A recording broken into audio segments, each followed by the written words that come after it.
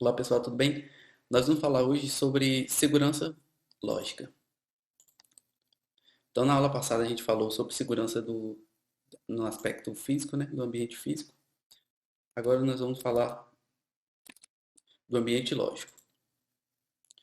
Então, não só a preocupação com a parte do ambiente físico, por exemplo, invasão ou de algum intruso consiga adentrar dentro do perímetro da empresa, a parte lógica também é bastante importante. E a parte lógica aqui envolve toda a infraestrutura de TI, principalmente a parte de comunicação. E aí a gente vai tentar, então, abordar, né, algumas características, por exemplo, com o problema de autenticação de usuário, que para não permitir que usuários que não tenham autorização, devido à autorização, tenham acesso aos ativos de informação ou à rede da empresa. Como a gente vai restringir, então, determinados usuários, mesmo que está, por exemplo, dentro da empresa, mas que ele não consiga acessar determinados setores, por exemplo, pessoas que estão na área de desenvolvimento, não consiga acessar, por exemplo, o sistema ou a rede da, da parte administrativa, e assim por diante. Então, separar a estrutura lógica da empresa. Na ISO, na ISO 27002, ele dá algumas informações e dá algumas diretrizes também para a gente trabalhar, então, com a segurança da informação lógica. E ela fala, por exemplo, da utilização de firewalls e gateways, que eu vou explicar um pouco mais na frente, e também você dividir a parte da estrutura lógica, como eu falei, departamento da empresa, fazer a divisão e subdivisão das redes, para que não pessoas que não tenham a autorização para acessar determinadas áreas da empresa não tenham acesso. Então, por exemplo, os firewalls, que são, como o próprio nome diz, né, é a parede de fogo. Ela impossibilita que as pessoas que não tenham acesso tenham acesso à parte interna da rede, por exemplo. Ela impede que usuários externos tenham acesso à parte interna e possibilita que pessoas de dentro possam acessar a parte externa da, da rede, como por exemplo a internet. Mas também alguns serviços são bloqueados. E aí eu posso fazer ter dois tipos de file. O primeiro, o restritivo ou mais liberal. No restritivo, eu basicamente bloqueio todas as portas de acesso à minha rede e aí eu vou permitindo somente algumas essenciais, como por exemplo a web ou a porta de SSH, caso tenha essa conexão. Então, pessoas que tentam acessar a minha rede através de uma dessas portas, se ela tiver a devida autorização, ela pode deixar passar. Ou se for menos restritivo, basicamente eu deixo tudo liberado e bloqueio apenas algumas portas, como por exemplo a porta de torrent. Então não permito que tenha conexão de torrent. Isso aí seria uma política mais liberal, né? Que você deixa aberto. Mas isso aí entre os problemas de segurança. Então, basicamente, a ideia do firewall é você impedir que sistemas ou pessoas ou que informações possam sair tanto de dentro da empresa para fora, quanto de fora da empresa para dentro do ambiente lógico da empresa. Como está aqui no exemplo. Aqui, por exemplo, eu tenho então a internet, eu tenho o firewall, que é essa barreira, né, corta-fogo, e tem a parte interna da minha empresa, que é a minha rede interna com todas as informações. Então, uma pessoa que tenta acessar a minha rede de maneira externa, se ela não tiver a devida autorização para acessar, essa conexão vai ser rejeitada logo de cara. Da mesma forma, se alguém estiver tentando mandar alguma informação de dentro da empresa para fora, mas se ele não tiver autorização ou não for permitido mandar aquele tipo pelaquela porta ou por aquele tipo de informação, o firewall não vai deixar sair aquelas informações. Então ele vai bloquear também. Então é uma maneira de você garantir a segurança do seu ambiente lógico dentro da empresa. Há também algumas formas de você proteger a sua empresa com esse perímetro lógico, né? E o primeiro é utilizando o DMZ e a VPN. Eu vou falar um pouco mais frente. O DMZ, como o próprio nome diz, né, esse Demilitarized Zone, que é essa zona desmilitarizada, ela permite que o computador ou segmento de rede fique basicamente exposto à parte externa da internet. Vou explicar um pouco mais na figura anterior, próxima figura. Já a VPN, ela vai permitir que você crie um canal seguro sobre a internet, que é insegura, e aí possa conectar, né, duas filiais, por exemplo. Então, primeiro a DMZ, como o próprio nome diz, é essa zona desmilitarizada, como é que ela funciona? Basicamente, eu tenho a internet, minha empresa tem acesso à internet quando chega nesse modem, né? Vem cabeado, o fibra ótica, o que for. Eu tenho um modem que eu vou ter acesso à internet. Mas antes de eu ter de ele entrar na minha rede, eu tenho um firewall. Então eu tenho uma parede que vai bloquear qualquer acesso externo à minha rede.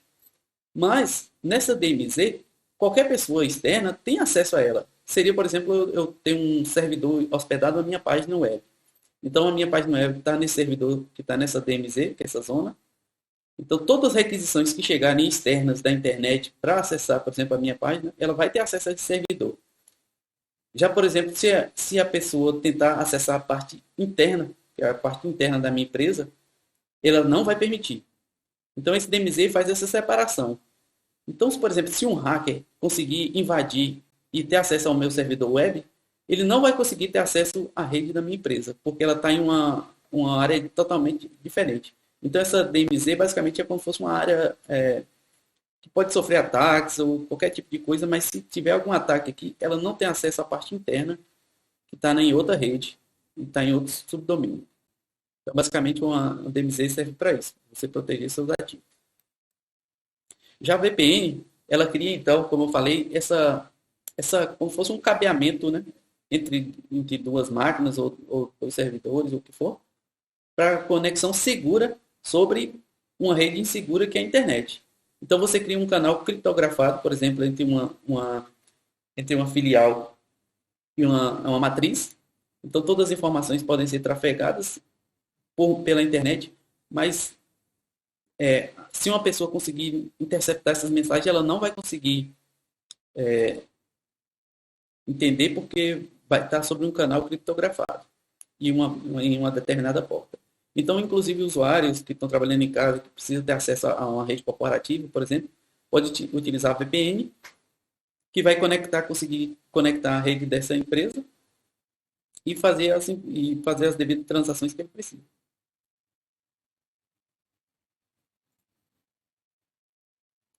O importante também é você ter, principalmente em ambientes em que tem servidores Windows, mas hoje em dia quase todas as máquinas precisam ter algum antivírus e manter atualizado, né, para evitar, por exemplo, esses vírus, worms, cavalo de Troia, esses programas maliciosos que podem ter tanto o intuito de destruir alguma informação. Outra característica também que a gente tem que ter cuidado, principalmente trabalhando com ambiente lógico, é você criptografar os dados.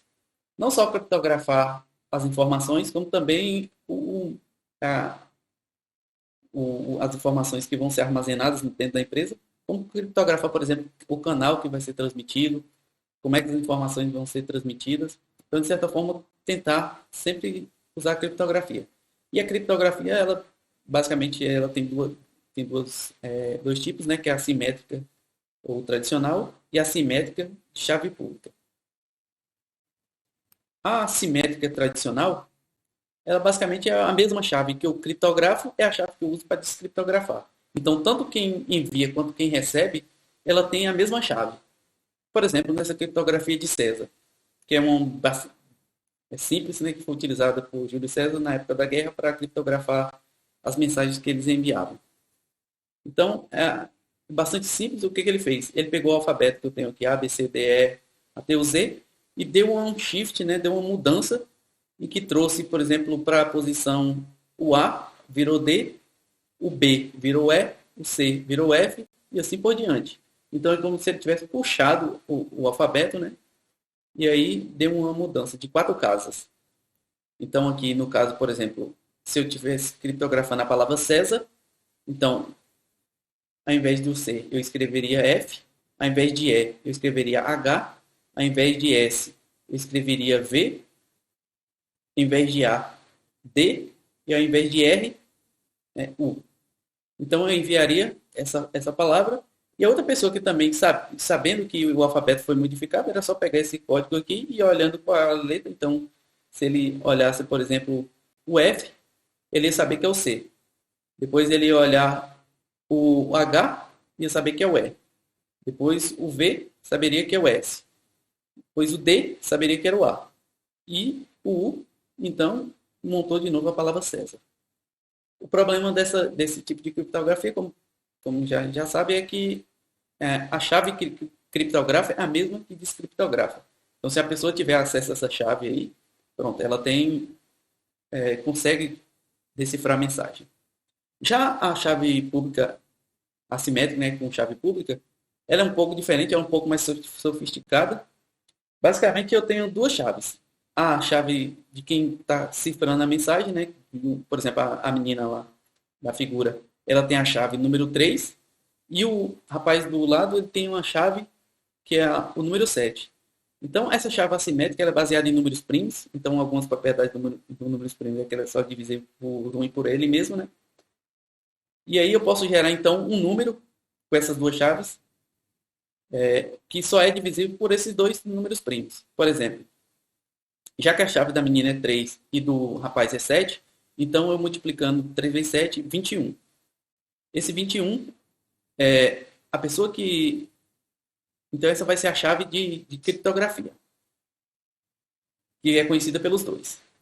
Então, tanto a moça não conhece a chave do rapaz, que é 7, nem o rapaz conhece a chave da moça, que é 3. Ele só tem acesso à chave pública, que é a 21, que foi gerada utilizando a chave dos dois.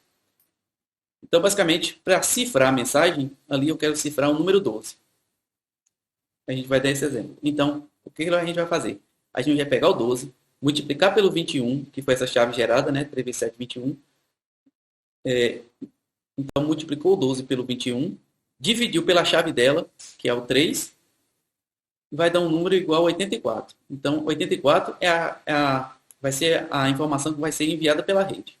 Então ele enviou pela rede 84. Se alguém interceptar essa mensagem e não souber a chave de criptografia, ela não vai conseguir quebrar essa informação, porque ela é única.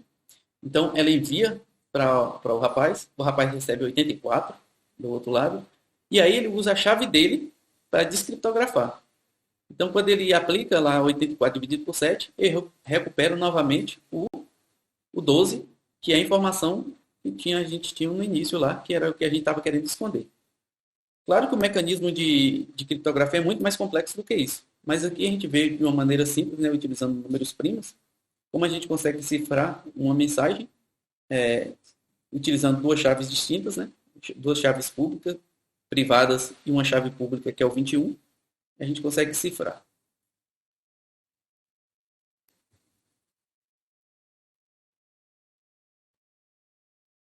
Hoje também está muito comum o uso de assinaturas digitais. Tanto para documentos, hoje em dia está tornando popular, até porque para quebrar a burocracia, muitas empresas ou até órgãos do governo estão emitindo documentos com a assinatura digital. Então a gente emite uma assinatura para comprovar que aquele documento foi autenticado por aquela determinada pessoa. E aí a gente precisa garantir aquelas três características, né? Que é a autenticidade, garantir que quem está assinando aquele documento é realmente quem fez a mensagem, né? Quem enviou a mensagem. A integridade, que é para garantir que a mensagem não foi alterada, e se for alterada, a gente tem um meio de identificar que houve alteração. E o não repúdio, que é você não garantir que quem deve ter direito àquela informação tem o direito e consiga acessar. Então, é uma das características de utilizar certificados digitais.